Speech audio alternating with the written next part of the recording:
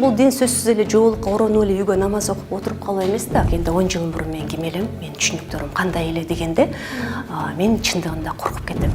Мен эч бир жамаатка кошулган эмесмин, кошулбайм. Кырдаал абдан оор мусулмандарда таенем багып чоңойтуп койгон. Анан эшикке чыгарчу маселе. Саясаттын түбү сыңган кылыч турбайбы дедим да. Саясатка барайын деген деле оюм жок. Досту, душманды билип алайын деп ойлойм. Шайлоолордун алдында аны ооба жакшы баамдадыңыз. Ошол жолдошум чоң саясатка аралашып жүргөн учурда ушундай жагдайларга күбө болгон учурларым бар. Мен бир кийимди 10 жыл кийип жүрө беришим мүмкүн. 4 алма алып барып коем, 4 шоколад алып барып коем, үчөө силердики, бирөө меники дейм. Убакыт бардык нерсени айыктырат дейт, бирок убакыт өткөн сайын кусалык күчөйт.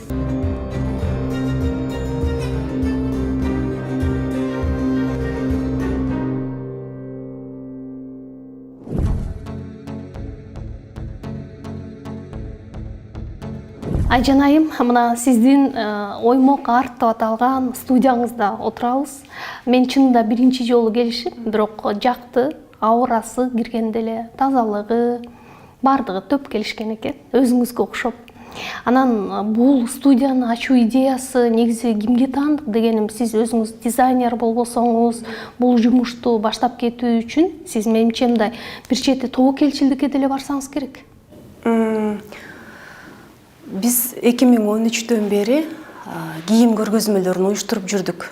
Мен башында кесипкөй дизайнерлерди чакырып, ошолорго кийимдерди жасатып, анан ошол көргөзмөгө келген адамдар ушул кийимдерди каяктан алсак болот, бир дареги болсо жакшы болот эле деген сунуштар негизинде ойлонуп жүрүп, анан бир студия ачып коелу.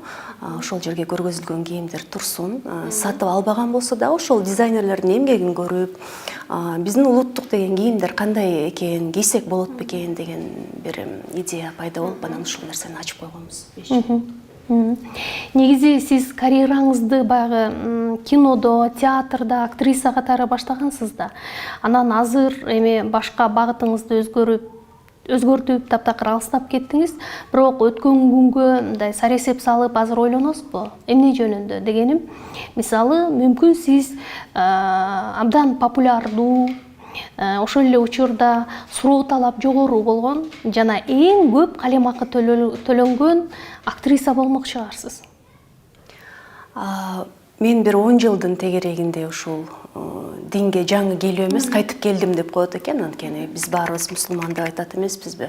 Бир гана ошол мусулманмын деген адамдар кандайдыр бир деңгээлде кээ бирлер тереңирээк изилдейт экен, кээ бирлер үстүртөн мен мусулманмын, жүрөгүмдө Кудай жашайт деп жашайт экен.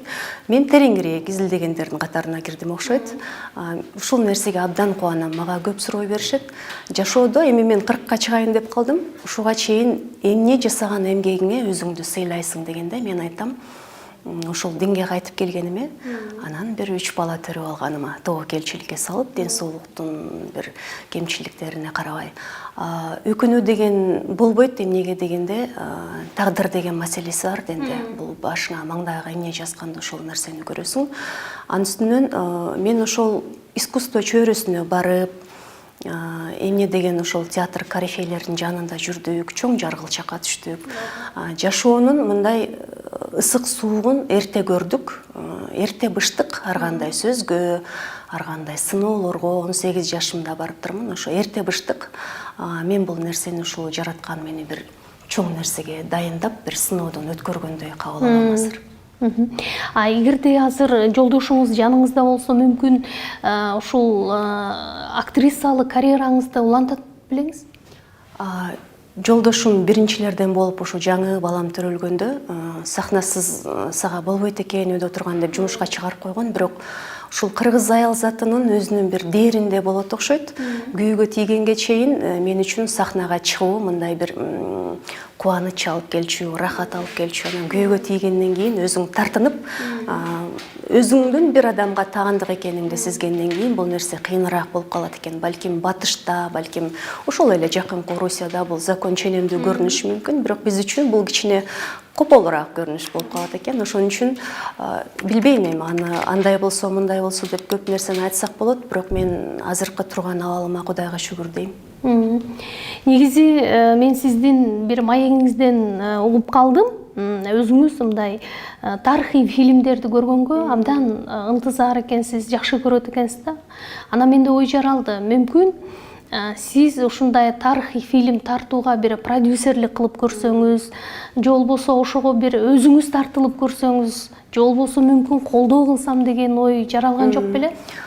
Ушундай ой болгон. 2-3 жылдан бери бул ой бизде жашап келе жатат. Бир жаш режиссер менен иштешип, Москвада окуган бир сценаристке кайрылып, анан бизде билесизби, чыгармачылык чөйрөдөбү, дин чөйрөсүндөбү, баардык чөйрөдө ошол эле саясатта кадр мындай чыныгы кесипкөй адамды табуу, ошол ишин сүйүп, мындай ийине жеткире аткарган адамды табуу абдан кыйын нерсе экен. Ошон үчүн сиз айткандай кино тартуу, бир нерсени башынан аягына чейин жыйынтык чыгарып жасоо кесипкөй эмес адам менен бул өтө кыйын нерсе экен. Ошон үчүн мунун үстүндө терең ойлонуп иштеш керек. Анткени тарыхый деген сөздүн өзү бул ошол эл үчүн жоопкерчилик алуу деген нерсе да. Бул сен каалаган эле бир сериалды тартып кое эмес. Ошон үчүн балким качандыр бир кезде бир тарыхый дүйнөгө баш бага турган болсом, мен анда ошол жаатта дагы билим алышым керек деп ойлойм. Анткени биз ошол, мен биринчи кесибим актриса болгондуктан театр чөйрөсүндө жүргөндө ошол режиссерлорубуз, агайларыбыз айтып калчу, ар бир иште дилетант болбош керек деп. Ошон үчүн мен ошол актерлук кесипти да окудум, анан журналист болгом келди, аны дагы окудум. Анан динге келдим, ошол жерде дагы аз болсо дагы илимге баш багайын деп ошол жерде илим алмыш этип жүрөм. Ошон үчүн эгерде режиссер болуу качандыр бир менин оюма келип бышты дей турган болсом, окушум керек деп эсептейм. Өзүңүз ошондой мындай сүйгөн каарманыңызга роль аткарып сахнага же болбосо киного тартылгыңыз келеби? Жок, азыр андай ой менде жок. Азыр тарыхый каарман сизге жакса дагыбы? Жок, мен азыр адамдын чөйрөсү өзгөрөт экен, адамдын ою өзгөрөт экен, адамды билим, илим толуктайт экен, анан өстүрөт экен. Ошон үчүн ооба, баягы сенин маңызың ошол боюнча калышы мүмкүн. Маңызың дегенде кандай? Сен бош адам болсоң, бош бойдон каласың, динде деле. Бекем болсоң, бекем бойдон каласың, лидер болсоң, лидер бойдон каласың деген сыяктуу. Бирок мен азыр кыялдарым өзгөрдү, билесизби? Кичинекей кезимде ошол актриса болсом, элге таанылсам десем, мен азыр илим чөйрөсүнө абдан кызыгып жүрөм. Илимге абдан кызыгып жүрөм. Бир күнүмдү китепсиз өткөзбөгөнгө абдан аракет кылам. Анан ошол бир илимде из калтырып, илимде бир ачылыштарды жасап жүргөн адамдарды суктанып, карап, ошолордун лекциясын угуп, мен ушулардай бир эмгек жарата аламбы деп ошонун үстүндө ойлонуп жүрөм. Эң сонун экен да. Анан мына өзүңүз айтмакчы, ошо дин жолуна түшкөнү сизди баягы теология багытында дагы билим алып жаткандыгыңызды укканым бар. Ал түгүл диссертация коргойм, жактайм деген дагы тилектериңиз бар экен да. Анда келечекте сиз жогорку окуу жайларында дал ушул жаатта мындай сабак берсем, лекция окусам деген ниетиңиз барбы? Ооба, мага ушул нерсе колуман келип калаттыр иншаллах деп үмүт кылып жүрөм. Бул сизге мындай жүрөгүңүзгө дагы жакын болсо керек анда. Жүрөгүмө абдан жакын. Азыр ушул лекция окуп берип коюңуз деп чакырган учурларда билесизби, элге жеткирчү абдан көп маалымат бар экен. Ал менин жеке билгендигимден эмес, мен балким ошол мен окутуп аткан агайлардын бир 1%-нын бир канча бөлүгүн эле билишим мүмкүн. Бирок ошону да билбеген адамдар бар. Ошол чөйрөгө мен иштеп койсом, анан аны башка бир дагы биларман мугалимдерге өткөзүп берип койсом, тепкичтен тепкичке көтөрүп отуруп, коомдун аң сезимин мындай тезирээк өстүрүп жиберсек деген бир дилгирленүү бар да менде. Көбүрөөк канчалык маалымат берсек, ошол эле адеп акылакты. Эми бул дин сөзсүз эле жоолукка оронуп эле үйгө намаз окуп отуруп калуу эмес да. Бул коомдун адеп аклагын, коомдун түшүнүгүн, коомдун бири-бирине жакшылык каалоосун, боорусун ойготуу, ушундай бир адамдык сонун сапаттарды үйрөтчү нерсе да. Ошондуктан ушул нерсеге аракет кылып жүрөм, Кудай буйрса. Жана сиз айтып атпайсызбы, ошо дин маселеси тууралуу сөз болгондо, чындыгында коомдо мындай бир пикирлер бирдей эмес да, эки ача, ал түгүл мындай улам-улам жарылып бөлүнүп жарылуучулук бар да. Дегеним, мисалы, биз бири-бирибиздин пикирибизди сыйлай албайбыз көпчүлүк учурда, өзүбүздүн оюңузду таңуулайбыз, же болбосо башка бирөөнүн ою менен эсептешпейбиз деген сыяктуучу. Анан менде ой жаралат, негизи коом эмне деградация болуп баратабы анда? Терең суроо ушул. Мен жакында Facebook баракчасынан бир ушундай пикир уктум. Жакын арада бир жагымсыз көрүнүштөр болуп кетпедиби дин чөйрөсүндө. Анан ушул караңгы элге капыр молдоо деген бир жазыптыр да, ой пикирим бирөө. Демек деп айтып атат, ошол окурмандын атын унутуп койдум. Менин дагы пикирим ушул нерсеге түспөлдөш, ошон үчүн кайталап айтып коеюн ушул нерсени. Балким биз ошол таза динге татыктуу эмеспизби азыр дегендей бир ойго келтириптир да. Мен ушул нерсеге кошулам. Эмнеге дегенде мен өзүмдө эле мисал алып келгенде 10 жыл мурун мен ким элем, менин түшүнүктөрүм кандай эле дегенде, мен чындыгында коркуп кетем. Эгерде 10 жыл мурунку менин түшүнүгүм менен азыр бир 300 000 адам жашап жаткан болсо, бул коркунучтуу нерсе. Дин жөнүндө түшүнүгү жок, денесин ачып жүрүү уят экенин билбеген, анын бул дүйнөгө келгендеги негизги максаты эмне экенин билбеген 300 000 адам жашап жүрө турган болсо, ошол 300 000 адам Кудайдан коркпой турган болсо, ал адамдар эмнелерди кыла алат? Коомго кандай жамандыктарды жасай алат? Коомго кандай терс таасирин тийгизет деген нерсе бул чындыгында коркунучтуу маселе. Ошон үчүн биз бүгүн бир жакшы сөз билсек, ошол жакшы сөздү үй бүлөбүзгө, досторубузга, жакындарыбызга, биздин авторитетибиз кимге өтө турган болсо, ошолорго жеткизүү, милдеттүү түрдө жеткизүүбүз керек деп билем да. Жана мына соңку күндөрү ушул ажылыкка байланыштуу маселе муфтияттын, муфтийдин тегерегинде мындай бир топ чыңалууну жаратып барып анан басаңдагандай таасир калтырат. Жеке сизде кандай ой бар ушул жаатта? Эми саясат жагын айтпай эле коеюн, бул бардык адамдарга түшүнүктүү эле болуп турат го дейм. Анткени жараткан бардык нерсени көрүп турат. Мен эч бир жамаатка кошулган эмесмин, кошулбайм. Мисалы, бул жамааттамын, бул жамаат жагат же жакпайт деп, анан мен бир жеке адам жагат же жакпайт деп такыр мамиле кылбайм. Эгер ошол адам Кудайдан коркуп, Кудай көргөзгөндөй жол менен бара жатса, мен ал адамды жакшы көрөм, сыйлайм. Жеке ошо Азирети муфтий Максат ажы менен дагы эч кандай мамилем жок, бирок мусулман адам катары ал эч качан Алла Таала арам деген нерсени жасабайт деп мен чын жүрөгүмдөн ишенем. Же ишенгиңиз келет? Ишенем. Ишенесиз. Кыргызстанда ушул муфтий шайлоо маселеси сиздин оюңуз боюнча кандай өтүшү керек деген ойдосуз? Эми динде изилдеп келе турган болсок, бизде абдан кызык маселе. Биз светтик өлкөдө жашайбыз, бирок анын ичинде дин менен жашаган адамдар абдан көп. Анан кээде келиндер кайрылып калат да, эже менде ушундай маселе жаралды, кандай кылып чечсем? Шарият менен чечемби, сот менен чечемби деп. Анан сот менен чечесиң албетте. Бул светтик өлкө болгондон кийин. Эгер жеке бир үй бүлөңдөгү маселе болсо гана ошону шарият менен чечесиң. Анан эгерде бир мамлекеттик маселе болсо, сен ислам өлкөсү болбогондон кийин кандай аны шарият менен чечесиң? Ошондуктан бизде кырдаал абдан оор, мусулмандарда көп 65% деп атат го азыр статистика боюнча мусулмандар жашайт дейбиз, бирок ошол мусулмандар кандай кылып жашашты билбей турган оор кырдаалда жашайбыз чындыгында. Сиз мен карап көрсөм, мындай кыргыз саясатына караганда дүйнөлүк саясатка абдан кызыгарыңызды окуганым бар. Демек, дүйнөлүк саясатка кызыгуу түшүнүү үчүн мыкты күч, аналитика керек да. Демек, сизде мындай кызыгуу пайда болсо, анда жылка күчтүү болсо керек. Аны билбейм, бирок мен кичинекей кезимден китеп окуп чоңойгон кызмын. Мени тайенем багып чоңойткон, анан эшикке чыгарчу маселе. Менин балалыгым китеп менен өткөн, менимче бул тааныш көрүнүш. Анан чоңойгондон баштап антикалык литературага кызыктым, анан кийин классикаларды окуп чыктым, анан Толстой менен орудум бир жылдары, Чехов менен орудум.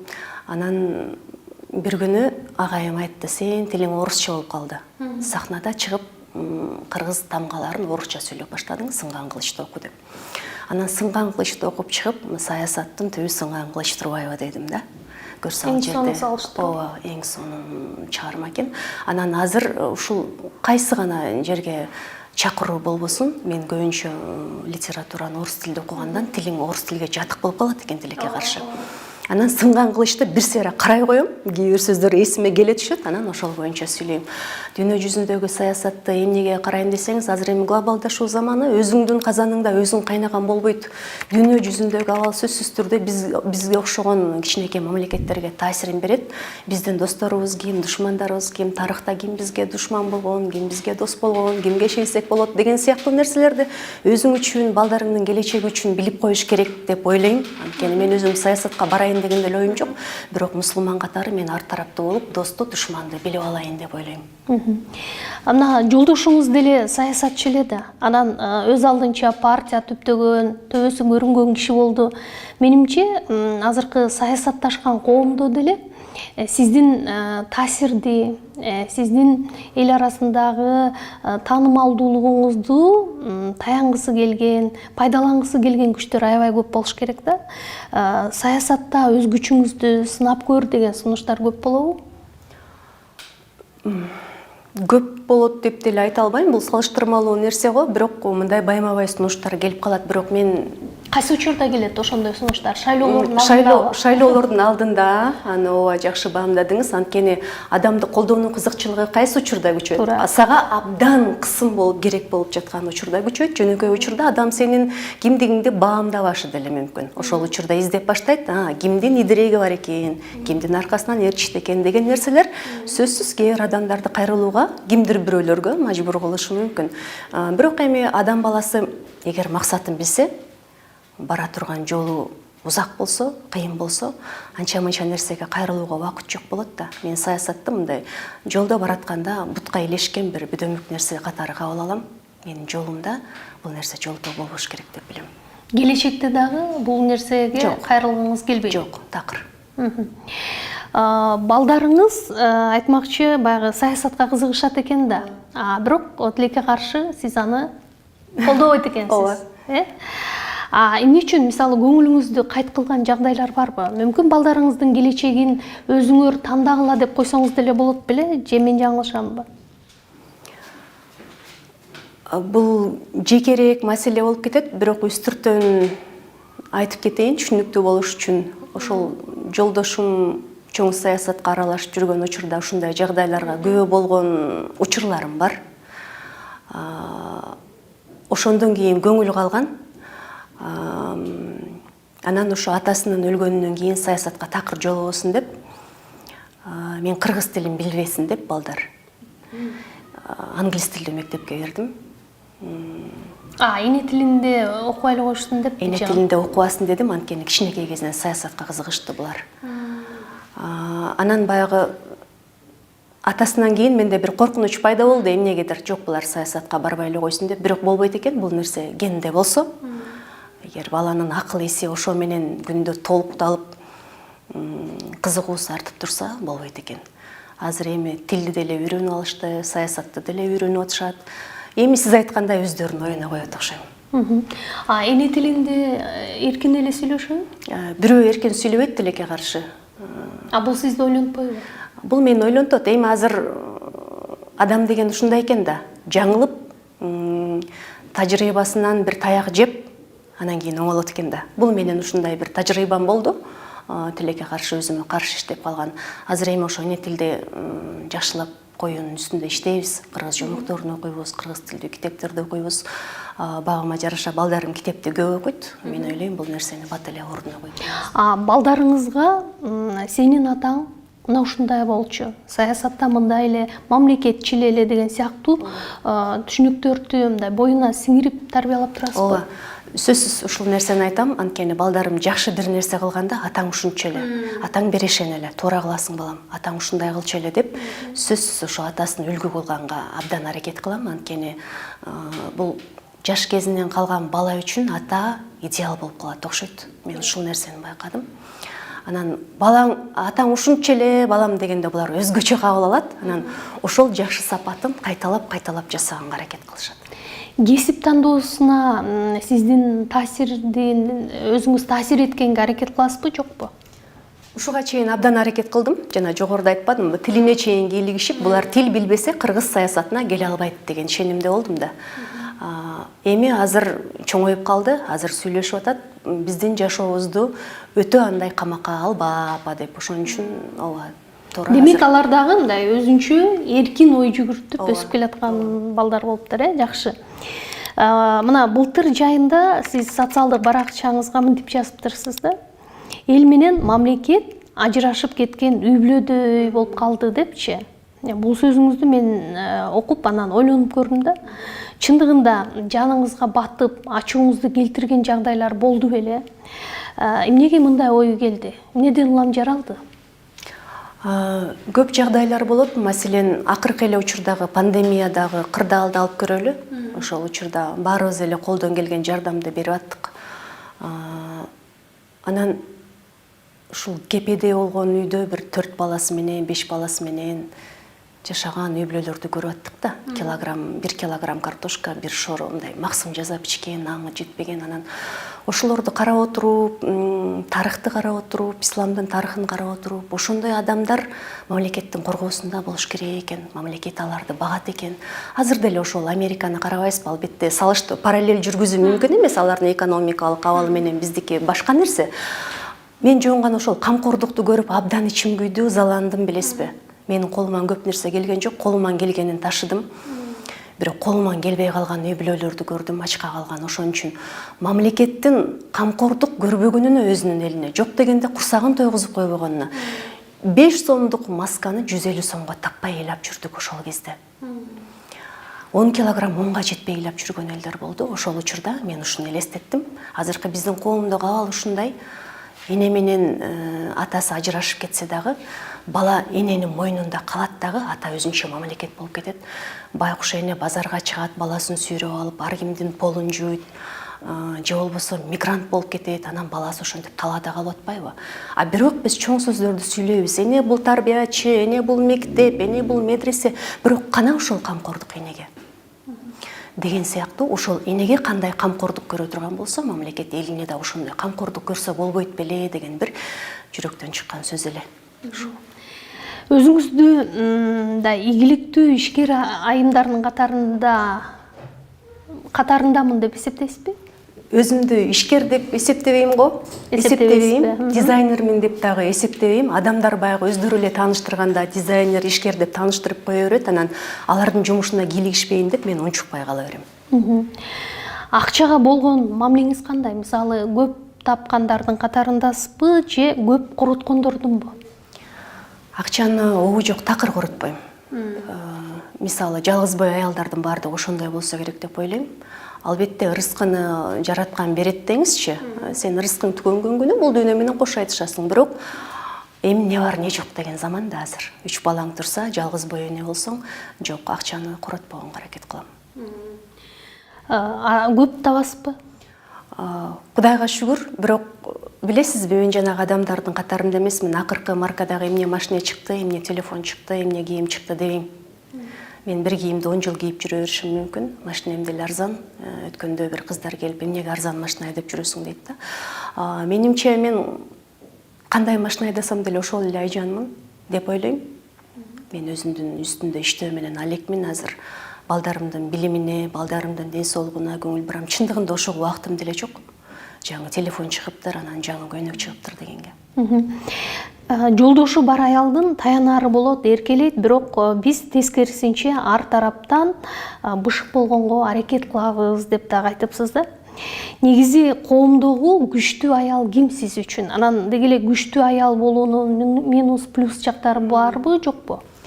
Күчтүү аял, сиз айткандай, айла жоктон күчтүү болгон аялдар. Булар эми жесир калган же ажырашып кеткен, ар кандай ушундай тагдырдын сыноолоруна туш келген аял дегенде эми кандай? Ал аял жалгыз бой болсо, балким күчтүү болбошу мүмкүн, бирок балдарың турганда күчтүү болууга аргасызсың.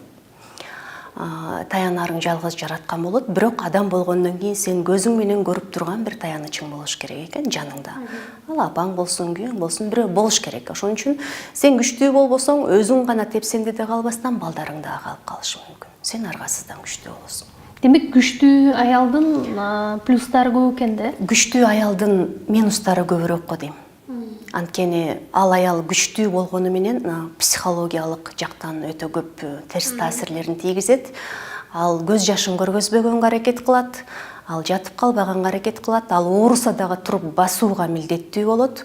Ал бүгүн акча таппай эле койсом болот деген маселе жок, ал сөзсүз табыш керек ошол акчаны ал күнү. Ошон үчүн кыйыныраак. Албетте башыңыздан сиздин мындай оор сыноолор өттү да. Анан сизди жакшы билгендер Айжан айым мындай өжөр аял затын катарына кирет деп айтып жүрүшөт да. Айтмакчы, бала кезде өзүңүз болсо мен эгоист болчумун деп айтыпсыз. Азыр деле ошондой эгоисттигиңиз калдыбы? Деги эле мындай адамдын кулк мүнөзүн өзгөртүүгө болот бекен жылдардын өтүшү мененчи? Кулк мүнөз дегенде кандай? Сущность, адамдын негизги маңызы өзгөрбөйт. Маселен, ошо динде деле умар динге чейин кандай кайраттуу болсо, ошондой болгон. Абу Бакыр деле Аллах андан ыраазы болсун, динге чейин кандай дипломат болсо, динде дагы ошондой болгон. Бир гана өзүңдүн терс адаттарыңан арыласың. Маселен, калп айтсаң калп айтпайсың деген сыяктуу, урушчаак болсоң же мындан өч алам десең ошолоруңду калтырасың. Бирок көктүгүң көк боюнча калат. Ак көңүл болсоң ак көңүл боюнча каласың. Берешем болсоң берешем боюнча каласың. Бул сенин негизги мындай маңызың адам катары. Аллах сени кандай жараткан болсо, ошол нерсең өзгөрбөйт. Бирок жанагындай терс өзүңдүн адаттарыңды өзгөртүү үчүн ондогон жылдар керек экен, билесизби? Эми эле жакшы болдум десең, кайра эле эмоцияң акылдын үстүнө чыгып кете берет экен да. Бул нерсе үчүн абдан кыйын. Өзүңдүн үстүңөн иштеп, өзүңдү желкеден алып тургузуп, улам өзүңө критика айтып, ушинтип иштеш керек экен. Ана мага айтып калышат, сизге критика айткан адамдарга кандай кабыл аласың депчи, балким сизде да ушул суроо бардыр. Мен критикага жеткизбей эле критикалап коем өзүмдү деп күлүп калам да. Антпесең адам өзгөрүү кыйын экен. Бирок ондогон жылдар керек экен буга. Эгоистсизби? Эгоист дегенде бул нерсенин дагы маанисин мен түшүндүм. Мен уккан сөзүмдүн баарын мындай издеп, бирөөнүн пикирлери менен, менден жакшы билген адамдардын пикирлери менен эсептешкенге абдан аракет кылам. Анан мындай здоровый эгоизм деген болот да. Ушул нерсе болуш керек экен. Билесизби, мен аны балдарымда да бар эле, ушул нерсени кантип тарбияладым. Үйгө 1 килограмм алым алып барып койсоң, баарын жеп коюшат да. 1 килограмм шоколад алып барсаң, баарын жеп коет. Менчи деген боюнча каласың да. Көрсө биз балдарды ушинтип өзүмчүл кылып тарбиялап коет экенбиз. Андан кийин токто дедим дагы, мен бул акчаны таап атсам, эртеден кечке эшикте жүрсөм, мен ойлогон бирөө жокпу деп туруп 4 алым алып барып коем, 4 шоколад алып барып коем, үчөө силердики, бирөө меники дейм. Ушул нерсе болуш керек экен. Үйдө өзүңдүн ордуң, биринчи сага тамак салып коюу деген кыргыздарда сонун салт бар үйдүн башчысына. Апам келгиче тамак жебей туралы деген нерсени, ушул нерселерге адам өзүн өзү сыйлап, өзүнүн ордун коюп бербесе, коомдо түгүл, балдарың деле ошол агым менен кетип калышы мүмкүн экен. Балдарга мындай тарбия берүүдө жеке өзүңүздүн бир рецепт барбы? Мен балдарды жаман сөз айтпайм. Рецебим балким ушул. Анан өзүм жасабаган нерсени такыр талап кылбайм. Анткени мен балдарым укпайт, өзүм жасабаган нерсени айтсам. Анан балдарды урушканда, эгер бир күнөө кылып же бир ката иш кылып койсо, ар бирөөнү бирден чакырып алып айтам. Мисалы, бирөө күнөө кылса, экөөнүн көзүнчө тигини бозала кылып урушпаганга аракет кылам. Эркелеткенде дагы жакшы бир жагын айта турган болсом, маселен, бир нерсени китепте окуп кел десем, үчөөнүн бирөө жакшы окуйт да, экөө анча деле жакшы окубайт. Анан көрдүңөрбү, бул жакшы окуду деп тигил экөөнү сындыргым келбейт да. Тигин өзүнчө акырын чакырып туруп, өзүнүн көзүнө мактайм. Тигил экөөнү азаматтар аракет кылгыла деп коем. Ушул нерселерим бар. Сонун. Бала кезиңизде сулуу аял болгум келчү деп айтыпсыз да. Анан сулуу, таанымал аял заты болдуңуз. Негизи сулуулукка болгон көз карашыңыз жылдардын өтүшү менен өзгөрдүбү, жокпу? Өзгөргөн жок. Маселен, бырышты, бетке түшкөн бырышты менин билишимче 99% айымдар трагедия кылат экен да. Мен ушул нерсени трагедия кылганым жок. Сизде бырыш жок экен да. Жок, бырыш деле бар. Анан бирок такыр ушуну трагедия кылган жокмун. Бир пластика жасатайын, ошону жок кылайын, көрүнбөй калсын деп. Мен ушул жөнүндө дагы бир жазганым бар эле. Бул бырыштар сенин кандай жашап өткөнүңдүн сүрөтү деп. Бул сенин бетиңде өзүңдүн жашооңдун, тагдырыңдын сүрөтү тартылып турат да. Ошон үчүн бул нерсени өзгөртүүнүн кереги жок. Анан адам билим алып аткан адамда башкача бир энергетика болуп турат экен. Менин илимий жетекчим бар 80 жашта, Кытайбек Өтөров деп. Ушунчалык зээндүү, чыйрак адам десеңиз, ошол адамды көрүп абдан суктанам да, 80 жашта. Мен качан ушул агайдай болуп, качан билем, качан ушинтип илимий статьяларды жазып калам деп ойлонуп жүрүп, анан бир мээ жөнүндө китеп окуп калдым да. Илимде жүргөн адамдар көрсө 10%га башкалардан зээндүүрөөк, чыйрак, анан узагыраак жашайт экен. Мээ жашыраак болот экен. Ошон үчүн аялзат өзүнүн дагы бир сулуу жаш сакталып калышы үчүн дайыма токтолбой үзгүлтүксүз илим алыш керек. Жеке өзүңүз мындай сулуулугуңузга, келбетиңизге дайым кам көрөсүзбү? Же бул сиз үчүн экинчи, үчүнчү маселе? Жок, бул классикалык түрдөгү эле, кадимкидей эле, аялдардай эле. Бир айда бир косметологко барып, эртең мененки кечки кремдер деген сыяктуу атайлап башка эч нерсе болбойт. Бук болуп ыйлаган учуруңуз болобу? Болот. Эмне үчүн? Эмнеге? Көбүнчө маселен ошол жолдошум эле тууралуу бул нерсе. Убакыт бардык нерсени айыктырат дейт, бирок убакыт өткөн сайын кусалык күчөйт.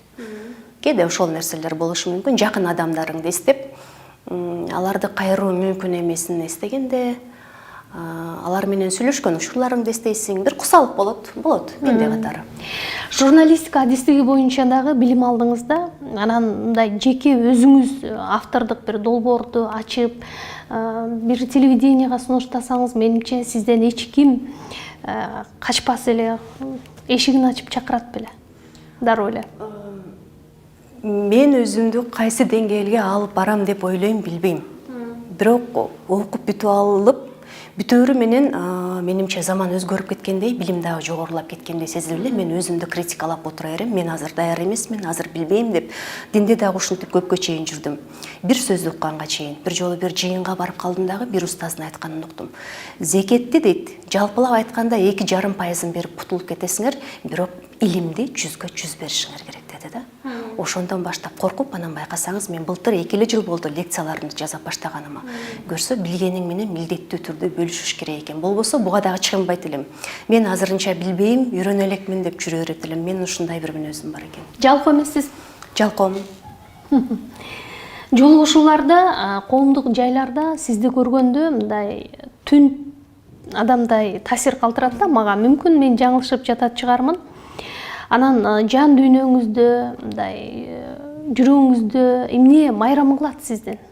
Кайсы учурда майрам болуп, маанайыңыз жаркып кубанасыз?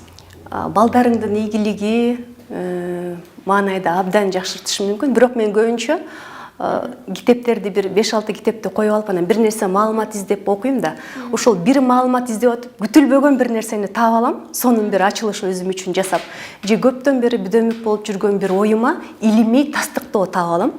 Ошол кезде аябай жан дүйнөм жыргайт да. Мен анан кыздар түшүнбөйт, айтып калам, жан көйнөк сатып алып атканда жыргайсыңарбы десем, ооба дейт. Ошондой деп коем да, ошол сыяктуу. Курбуларыңыз көппү? Жок, аз. Эмне үчүн? Мени ушу сиз айткандай адамдар бир мизантроп деп ойлойт болуш керек, бирок адамдарды жаман деле көрбөйм. Жакшы эле көрөм. Бирок абдан мындай жакын мамилеге жок окшойм өзүм. Багы аял затынын мындай курбусу азыраак болот деген ойго кошуласызбы, жокпу? Жок. Менин 5-6 курбум бар. Жанагы мени без макияжа билет дегендей да, менин ички дүйнөмдү билген курбуларым бар.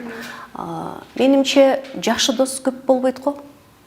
Сырдаш досторуң азыраак болсо керек. Сиз өзүңүздүчү балдарга кандай эне деп эсептейсиз?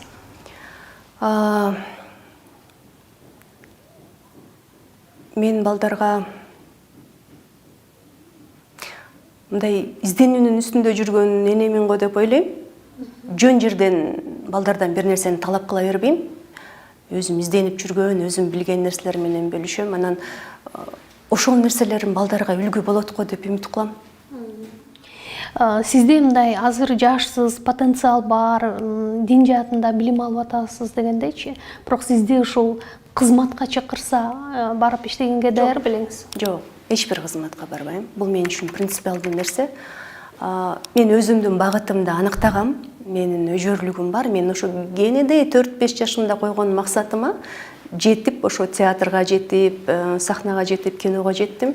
Бирок ошол нерселерге жеткенден кийин бул нерсе жеткен чек эмес экенин байкап туруп, анан мен динге кеттим да. Динге келгенден кийин мен илимди көрдүм. Илимдин чеги жок экенин көрдүм, түбү жок экенин көрдүм. Мени кызыктырып алып кете турган ушул багыт экенин түшүндүм. Ушул нерседен рахат алып атам. Ушул жааттан чыкпайм го. Кудай буйрса.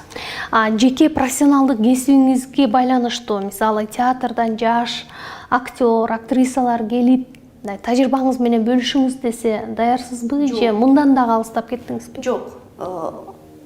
Ал нерсеге биринчиден убактым дагы жок.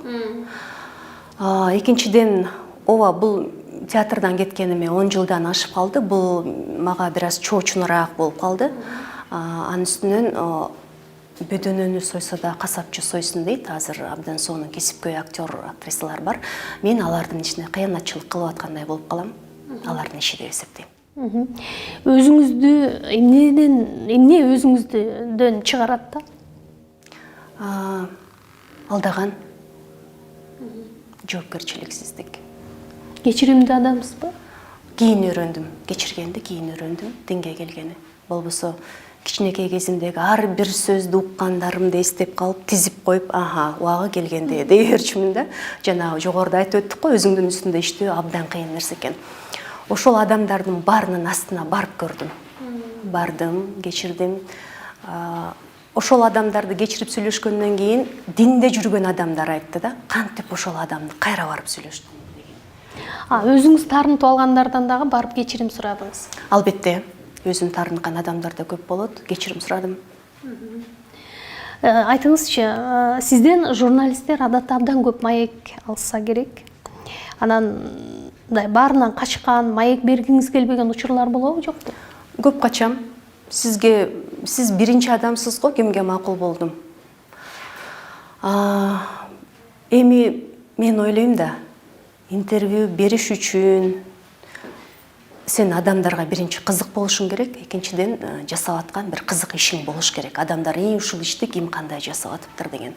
Анан жөн эле көйнөгүмдү айтайын, анан сөйкөмдү айтайын деген интервьюлардан алысыраак эле болгонубуз жакшы, анткени жашыбыз деле ал жаштан өттүк. Сахнада жүрбөгөндөн кийин олуттуураак эле болуш керек го деп ойлойм. Сизге анда чоң рахмат, ийгилик каалайм. Чоң рахмат.